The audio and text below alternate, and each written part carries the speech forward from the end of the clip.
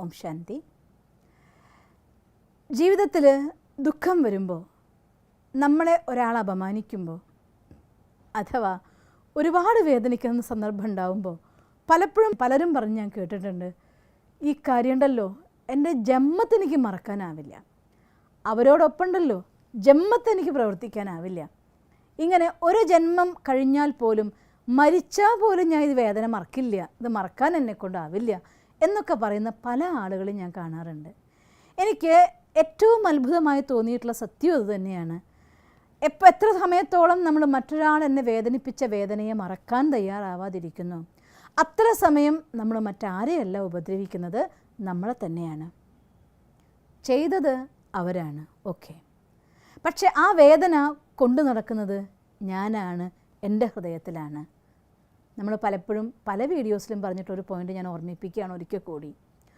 ഒരു ഗ്ലാസ് വെള്ളം എടുത്തിട്ട് കയ്യിൽ പിടിച്ചാൽ, ഒരു ഗ്ലാസ് വെള്ളമല്ല, എത്ര ഭാരമല്ലേ ഉള്ളൂ നമുക്ക് പറയും. ഈ കയ്യിലൊന്നും ഇങ്ങനെ വെള്ളം പിടിക്കാൻ പറഞ്ഞാൽ ഈസി ആയിട്ട് നിങ്ങൾക്ക് പിടിക്കാൻ പറ്റും. ഒരു 10 മിനിറ്റ് സമയം പിടിക്കാൻ പറ്റുമെന്ന് ചോദിച്ചാൽ, എനിക്കത് ഈസിയായി പിടിക്കാമെന്ന് പറയും. ഒരു മണിക്കൂർ സമയം എന്ന് പറയുമ്പോഴത്തേക്കും കൈ കടയാൻ തുടങ്ങിയെന്ന് പറയും. ഒരു ദിവസം മുഴുവൻ അങ്ങനെ കൈ പിടിക്കേണ്ടി വന്നാൽ പിറ്റേ ദിവസം നിങ്ങൾക്ക് ഈ കൈ അനക്കാൻ പോലും പറ്റില്ല, വേദനിച്ചു പോകും.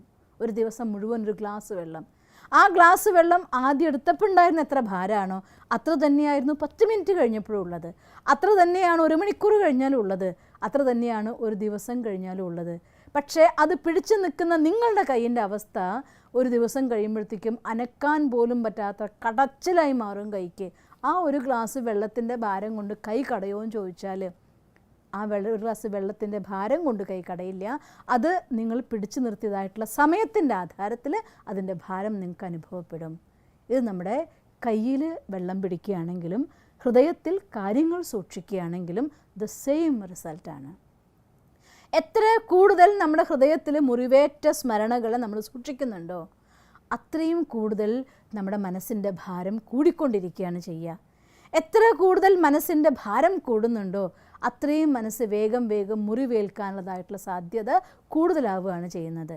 അതുകൊണ്ട് ഒരാൾക്ക് തൻ്റെ മനസ്സിലൊരു ദുഃഖം ഉണ്ടെന്നുണ്ടെങ്കിൽ, ഇനി എന്തെങ്കിലും തമാശ പറഞ്ഞ് കളിയാക്കി വേറൊരാൾ വേറൊരു കാര്യം പറയുമ്പോൾ പോലും എൻ്റെ ഉള്ളിൽ അങ്ങനെ അതിനനുബന്ധമായ ഒരു വേദനയുടെ ഒരു സിറ്റുവേഷൻ എൻ്റെ ഉള്ളിലുണ്ടെങ്കിൽ അതെന്നെ കുത്തി പറഞ്ഞതാണ് എന്ന ആൾ പറയണേക്കാം. ഈ പറഞ്ഞ ആൾ സ്വപ്നത്തിൽ പോലും വിചാരിച്ചിട്ടുണ്ടാവില്ല. കേട്ട ആൾ പറയും അതെന്നെ നോക്കി കുത്തി പറഞ്ഞതാണെന്ന് പറയും. എന്താ കാരണം എന്നറിയോ? ഞാൻ ഇവിടെ സൂക്ഷിച്ചു വെച്ചിട്ടുള്ള ഭാരം ആ മുറിവിൽ പോയി തട്ടുമ്പോൾ അതിൽ നിന്നൊഴുകുന്ന ബ്ലഡ്, അതാണ് നിങ്ങളെ കൊണ്ട് വീണ്ടും വീണ്ടും വേദനിപ്പിച്ചുകൊണ്ടിരിക്കുന്നത്. അതുകൊണ്ട് മറ്റുള്ളവർ ചെയ്തതായിട്ടുള്ള തെറ്റ്, ഇനി ഒരിക്കൽ നമ്മൾ അപമാനിപ്പിക്കപ്പെട്ടു, അല്ലെങ്കിൽ ഒരിക്കൽ നമ്മൾ മോശാക്കപ്പെട്ടു, ഒരിക്കൽ എനിക്ക് കിട്ടേണ്ടത് കിട്ടിയില്ല, ഞാൻ വേദനിച്ചുവെങ്കിൽ ആ വേദന തന്നെ നിങ്ങൾ അനുഭവിച്ചവരാണ്.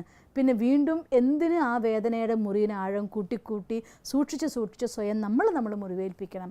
എന്തിന് നമ്മുടെ മനസ്സിൻ്റെ സുഖവും സന്തോഷവും നമ്മൾ നശിപ്പിക്കണം?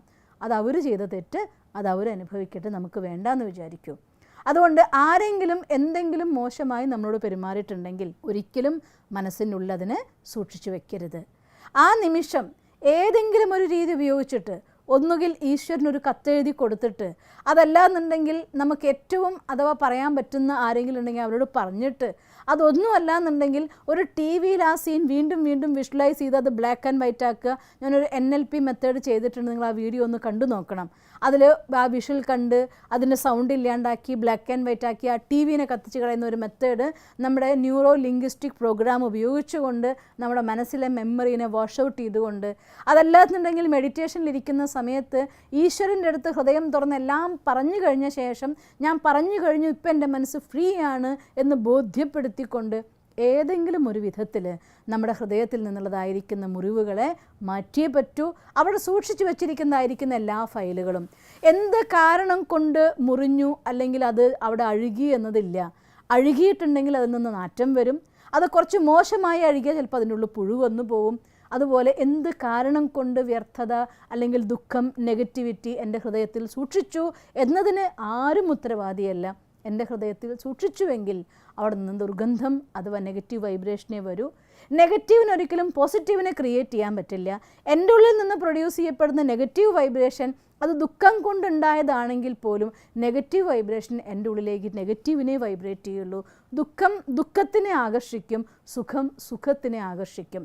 അതുകൊണ്ട് മറ്റൊരാൾ എന്നോട് തെറ്റ് ചെയ്തിട്ട് ആ തെറ്റിനെ എൻ്റെ ഉള്ളിൽ സൂക്ഷിച്ചു വെച്ചിട്ട് എൻ്റെ ജീവിതത്തിലേക്ക് വീണ്ടും വീണ്ടും അത്തരത്തിൽ അപമാനിപ്പിക്കപ്പെടുന്ന അഥവാ ദുഃഖം നൽകുന്നതായിരിക്കുന്ന സാഹചര്യങ്ങൾ ഒരിക്കലും അട്രാക്റ്റ് ചെയ്യരുത്. ഏറ്റവും കൂടുതൽ നമ്മൾ ആദ്യം സ്നേഹിക്കേണ്ടത് നമ്മളെയാണ്. അതുകൊണ്ട് എന്ത് തന്നെ വേണ്ടാത്ത സ്മൃതികൾ മനസ്സിലുണ്ടെങ്കിലും അതെന്ത് സാഹചര്യങ്ങൾ കൊണ്ടുണ്ടായതാണെങ്കിലും അതിനെല്ലാം നിർബന്ധമായും ഡിലീറ്റ് ചെയ്തിരിക്കണം. മനസ്സിനെ ശുദ്ധമാക്കിയിരിക്കണം. പറയാറുണ്ട്, ശുദ്ധമായ മനസ്സിൽ, സത്യമനസ്സിൽ ഭഗവാൻ വിരാജിക്കുമെന്ന്. അതുകൊണ്ട് ചിന്തിച്ചു നോക്കൂ, ഒരിക്കലും അഴുക്കും ഭഗവാനും ഒന്നിച്ചിരിക്കാറില്ല. ഏത് ഹൃദയത്തിലാണോ മറ്റുള്ളവരുടെ കുറവുകൾ, മറ്റുള്ളവർ നമ്മളോട് മോശമായി പെരുമാറിയതായിട്ടുള്ള സ്മൃതികൾ, ഇത്തരം നെഗറ്റീവായിരിക്കുന്ന വൈബ്രേഷൻ കുടിയിരുത്തുന്നത്, ആ ഹൃദയത്തിൽ ഒരിക്കലും ഭഗവാൻ വിരാജിക്കില്ല. അതുകൊണ്ട് നമ്മുടെ മനസ്സിനെ ശുദ്ധമാക്കി ശക്തമാക്കിക്കൊണ്ട് നമ്മളെ സ്നേഹിക്കുന്നതിൻ്റെ പ്രൂഫ്, സ്വയം ഞാൻ അപമാനിപ്പിക്കപ്പെടണം എന്നാരും ആഗ്രഹിക്കില്ല. അതുകൊണ്ട് നമ്മളെ സ്വയം അപമാനിതരാക്കാതിരിക്കാൻ വേണ്ടി, നമ്മുടെ ദുഃഖങ്ങളെ റിപ്പീറ്റ് ചെയ്യാതിരിക്കാൻ വേണ്ടി, നമ്മുടെ ദുഃഖത്തിൻ്റെ അളവിനെ കൂട്ടാതിരിക്കാൻ വേണ്ടി എല്ലാ നെഗറ്റീവായ മെമ്മറീസിനെയും ഡിലീറ്റ് ചെയ്യണം. ഒന്നുകിൽ ഭഗവാന് കത്തെഴുതിയിട്ട്, അല്ലെങ്കിൽ ഈശ്വരനോട് തുറന്ന് സംസാരിച്ചുകൊണ്ട്, അതല്ലെങ്കിൽ ഏതെങ്കിലും മെത്തേഡ് ടൂൾ ഉപയോഗിച്ചുകൊണ്ട് നമ്മുടെ മനസ്സിനെ ശുദ്ധമാക്കണം, ശക്തമാക്കണം. നമ്മൾ സ്നേഹിക്കണം. എന്നാൽ ഈ ലോകത്തെല്ലാവരും നമ്മളെ സ്നേഹിക്കും. സ്നേഹത്തിൻ്റെയും സന്തോഷത്തിൻ്റെയും ഊഞ്ഞാലിലാടിക്കൊണ്ട് ഈ ജീവിതം നമുക്ക് മുന്നോട്ട് കൊണ്ടുപോകാൻ സാധിക്കും. നിങ്ങൾക്കങ്ങനെ സാധിക്കട്ടെ എന്ന് ഞാൻ സർവശക്തനായ ഭഗവാനോട് പ്രാർത്ഥിക്കുന്നു. ഓം ശാന്തി.